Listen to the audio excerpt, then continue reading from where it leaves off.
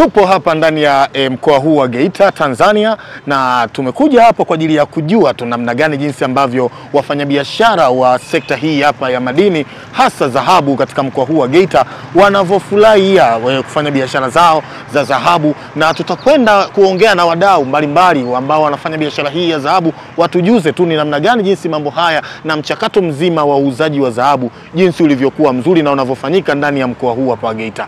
Ambatana na mimi hapa Shomi mwana wa Mirambo, wengine wanapenda kunita mbobezi, na kwenda kubobea leo kwenye masuala mazima ya dhahabu na kujua ndani ya dhahabu kuna nini. Nifuate.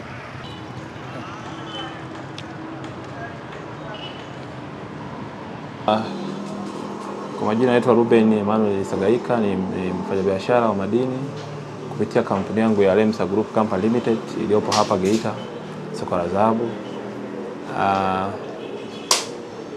Tunafanya kazi ya kununua dhahabu, na utaratibu uliopo hapa ni kwamba mteja anapokuja na dhahabu yake, cha kwanza tunaifanyia smelting, tunaichoma. Ndio maana tuna jiko pale chini ya kuchomea dhahabu yetu. Tukishaichoma ile dhahabu inapita kwenye ofisi za madini ambapo tutaenda tawaonesha pale. Ikishachoma tunapeleka kwenye ofisi ya madini, inafanywa urasimishaji. Maana yake inapima ubora pamoja na uzito wake na thamani ya haya madini kulingana na bei ya siku ambayo unakuwa na bei ya elekezi ya serikali.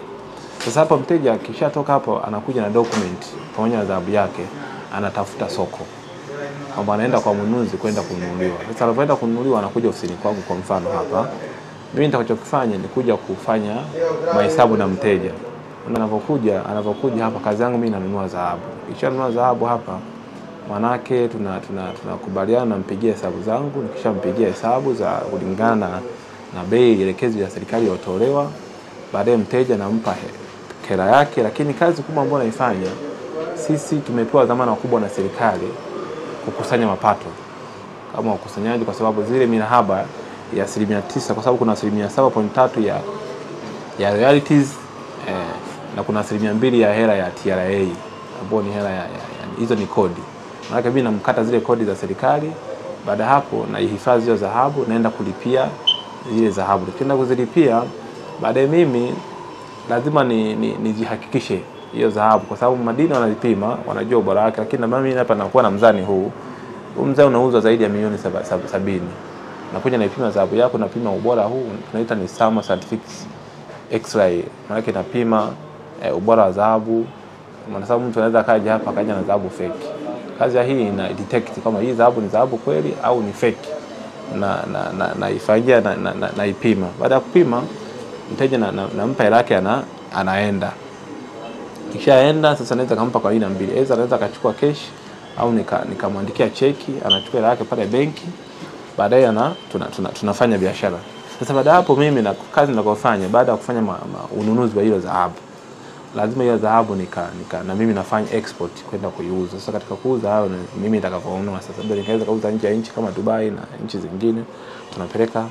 Sasa utaratibu wa serikali kwa sasa ulivyobadilika chini ya rais wetu Dr. Samia Suluhu Hassan, kama nilivyosema kwamba mama amefanya mabadiliko makubwa kwenye sekta hii. Kwanza mahakikisha sisi dhahabu kama nchi, na sisi tunakuwa na reserve ya dhahabu.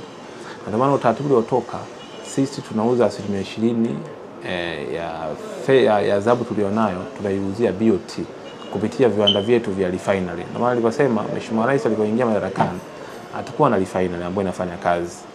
Lakini kwa sasa habari njema, tuna refinery ambayo kwa sasa dhahabu hizo tunazichukua, zinaenda kufanywa tunatoa madini ghafi. Maana yake tunaiuzia serikali 20%, 80% tunaweza tukafanya export. Lakini pia unaruhusiwa kuuzia serikali hata 100%, itategemea wewe utakakubali na kulingana na bei ya siku hiyo. Kwa hiyo baada hapo, nitakapoenda kuuza madini, wataniangalia document zako umeshalipia zote, watanifanyia clearance kila kitu, watanipa kibali cha export kujua na safirisha wapi madini. Kwa hiyo sisi kama wafanyabiashara wa madini katika soko hili la Geita, tunamshukuru sana rais wetu Dr. Samia Suluhu Hassan, katuletea mabadiliko makubwa. Tunafanya kazi, biashara zetu ziko katika sehemu salama kabisa. Tunashirikiana na ofisi zetu za madini chini ya marehemu wetu. Lakini pia kamati ya ulinzi na usalama ya mkoa inaongozwa na Mheshimiwa mkuu wa mkoa Maiti Ruben Shigera, anatupa ushirikiano mkubwa. kuhakikisha wafanunuzi na wafanyabiashara madini tunafanya biashara zetu katika mazingira salama na hatubuguzwi na mtu yoyote. Tunafanya biashara zetu mazingira kama mnapoona hapa. Wewe unaingia nazo hata kama ni bilioni 10 unaingia nazo tu, unafanya biashara zako vizuri. Hakuna toka masoko haya anzishwa, hakuna wizi wote ushafanyika hapa, hamna ujangili wote. Kwa hii kazi kubwa ambayo inafanya viongozi wetu wakuu pamoja na viongozi wetu na wasaidizi ndani ya mikoa yetu hii. Lakini kingine tunamshukuru sana Mheshimiwa Rais kwa kazi anazofanya. Cha kwanza sasa hivi dhahabu zinapatikana kwa wingi sana. Ukilinganisha na miaka ya zamani, kwa sababu watu walikuwa na uoga kuleta dhahabu katika maeneo haya. Zamani watu walikuwa wanazoea kuuza mitaani huko. Lakini sasa hivi watu hata kuona serikali imetengeneza mazingira salama, watu wanaleta dhahabu kwa wingi. Na sasa hivi tuko habari njema tuliona. Tunapokea dhahabu kutoka hata nchi zingine. Wanakuja kutuuzia hapa. Watu wanatoka hata mikoa mingine, Mbeya, mikoa na kama Msoma, wapi, Simiyu, wanakuja kutuuzia katika masoko yetu haya. Hii ni kazi kubwa ambayo inafanywa na serikali yetu. Kuhakikisha cha kwanza, kwa nini dhahabu zinapatikana sana? Sababu ya kwanza ni utoaji wa leseni umekuwa ni mkubwa. Mheshimiwa Rais ametengeneza mfumo mzuri wa utoaji wa leseni. Leseni kwa wachimbaji wadogo, leseni zimekuwa ni kubwa sana kwa wachimbaji ambazo zinawasaidia hawa watu wadogo kuchimba dhahabu zao, wanajipatia riziki zao na dhahabu zote hizo zinaletwa katika masoko yetu hapo wanauza. Na kingine utoaji wa leseni za ununuzi umekuwa ni mkubwa. Ndio maana hapa tuna leseni za dealers, lakini tuna leseni za brokers. Kwa sababu brokers katika sheria ya madini haruhusiwi kufanya export. Brokers anakuja kumuuzia dealers. Kwa hiyo brokers wanakuja katika masoko yetu makubwa hapo wanatuuzia dhahabu. Wachimbaji wadogo wanakuja kutuuzia. Wakati mwingine wachimbaji wakubwa wanakuja kutuuzia katika masoko yetu haya. Kwa hiyo tunashukuru serikali chini ya Mheshimiwa Rais pamoja na viongozi wote mzima na wasaidizi wake ambao wamehakikisha katika sekta ya madini imekuwa ni sekta nzuri na nyeti. Na ndugu niwaambie tu sekta hii imekuwa na mchango mkubwa sana katika pato la taifa. Na tukumbuke tu zamani kabla uanzishaji wa masoko haya maduhuli ya serikali ilikuwa ni chini ya bilioni 1, lakini kwa sasa ni zaidi ya trilioni 1 ambayo tunazikusanya katika maeneo haya. Kwa hiyo ukiangalia circulation kwa mfano katika soko la madini la Geita tu hapa, ukiangalia kwa wiki tu hapa zaidi ya kilo 50 kuanzia 50 na kuendelea zinanunuliwa katika soko hili. Sasa ukiangalia kilo 50 ni hela nyingi sana ambazo zinaletwa katika maeneo haya na zinawasaidia, na kila mtu anavyoona zaidi hapa tunaunuzi zaidi ya 80, lakini kila mtu ananunua dhahabu maeneo haya na kila mtu anapata riziki lake na tunapata wachimbaji wengi wanakuja katika maeneo yetu hapa. Na kingine leseni za uchimbaji mkubwa zinatolewa kwa wingi na Mheshimiwa Rais. Migodi kama mikubwa, migodi ya kati inakuja inatolewa leseni nyingi zinakuja kutuuzia katika maeneo yetu haya. Tunamshukuru sana viongozi wetu na Mheshimiwa Rais. Lakini kingine uanzishaji wa BOT kununua dhahabu. Sisi kama wafanyabiashara wa madini tumeuitikia kwa uitikio mkubwa sana. Kwa sababu tunapoenda kuuzia BOT tunauza katika bei ambayo ni nzuri inatolewa na serikali. Tunauza katika mazingira salama, watu wanalipa fedha zao. Kwa hiyo imekuwa ni mkubwa sana chini ya Mheshimiwa Rais na ni wazo kubwa ambalo sisi kama wafanyabiashara wa madini tunaonesha uzalendo wa nchi yetu kuipenda. Moja, kuipenda nchi yako ni kuhakikisha kila kinachopatikana rasilimali inapatikana katika nchi yako. Maana yake hata serikali yako unaisaidia. Lakini kingine ni hizi ada za ukaguzi pamoja na halmashauri pamoja na TRA pamoja na kodi zote zinafika hapa. Sisi kama wanunuzi, kwa sababu sisi ni kama mawakala wa serikali ambao tunakusanya mapato ya serikali hii. Kwa hiyo tunawashukuru sana viongozi wetu kwa sababu tunashirikiana nao vizuri, halmashauri tunashirikiana nao vizuri kwa sababu wenyewe ndio tuseme ndio wamiliki wa jengo hili. Kwa hiyo tunasaidiana nao sana kuhakikisha tunafanya biashara katika mazingira ambayo ni salama. Katika mambo yote hayo mazuri ambayo serikali yetu ya awamu hii ya 6 inayafanya, lakini kwa nini bado kuna ule utoroshaji wa madini kutoka kupeleka nchi zingine za nchi? Mimi kama mnunuzi na wengine mimi pia kama kiongozi niseme tu kwanza utoroshaji wa madini ni kosa kubwa kwa mfanyabiashara. Kwa sababu haiwezekani serikali inakutengenezea mazingira salama kama mazuri kabisa. Na bei ziko nzuri kabisa. Usalama ni wa kutosha. Alafu wanatokea watu wachache wanafanya utoroshaji. Kwa hiyo mimi nitoe tu rai kwa wafanyabiashara wenzangu ambao wapo katika nchi yetu ya Tanzania. Kwanza tuwe wazalendo na nchi yetu. Kwa sababu unavyotorosha madini manake unaikosesha serikali mapato. Serikali inatakiwa kwa mfano Geita hapa tuwe na barabara za lami nyingi, tuwe na vituo vya afya, tuwe na madarasa ya kutosha, watoto wetu waende shule wakasome, ndugu zetu wakasome, ndugu zetu wakatibiwe. Sasa unaenda unapofanya utoroshaji, manake hizi vitu vyote ambazo, kwa sababu serikali haifanyi biashara, serikali inakusanya kodi, na kodi inakusanya kutoka kwa wafanyabiashara wakubwa na wadogo wadogo. Sasa inategemea sana serikali wafanyabiashara pamoja na wajasiriamali ili waweze kukusanya mapato, ili saidie kuleta miundombinu pamoja na kuleta miradi mikubwa ya maendeleo. Kwa mimi niseme tu kwamba serikali iendelee kuchukua hatua kama ambavyo imekuwepo awali kwa wale wafanyabiashara ambao wanakuta kwa sababu hizo ni tamaa. Pamoja na kwamba wewe unafanya biashara lakini ni tamaa. Unataka kuchukua haki ya serikali kuwa ni mali yako. Kitu ambacho si sawa na kwenye nchi yetu na kwenye kanuni yetu hairuhusu. Na katiba yetu hairuhusu. Kwa hiyo serikali iendelee kuwachukulia hatua wale ambao wanakuta wanakiuka katika kufanya utoroshaji. Na mimi niseme tu katika mkoa wetu wa Geita na katika soko letu wa Geita hili, utoroshaji hapa haupo.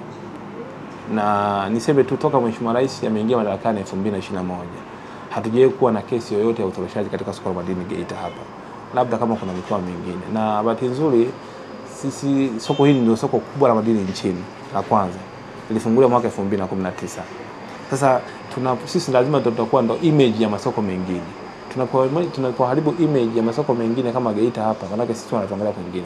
Kwa nitoe rai tu kwa wafanyabiashara wengine pia kwamba popote mambo utakuta kuna wenzetu wanafanya tabia hii, tutoe taarifa kwa viongozi, tutoe taarifa kwa serikali, tuhakikishe kwa sababu mwisho wa siku tusije tukaharibiwa image. Kwa sababu Mheshimiwa Rais anatamani kutuletea mambo mazuri sana katika soko letu.